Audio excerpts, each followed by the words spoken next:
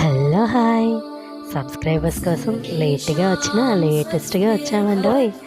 అదేనండి, మన ఊరి పండగ రథసప్తమి వేడుకల కోసం మేము మీకో లుక్ వేయించేద్దామని ఇట్లా మీ ముందుకు వచ్చేసాం. 2, 3, 4 తారీఖుల్లో స్టేట్ ఫెస్టివల్గా డిక్లేర్ అయిన మన సూర్యనారాయణ స్వామి పండగ రథసప్తమి పండగ వేడుకల్లో భాగంగా ఈరోజు ఉదయం 6 గంటల నుంచి సూర్య నమస్కారాలు 80 ఫీట్ గ్రౌండ్లో ప్రారంభమయ్యాయి.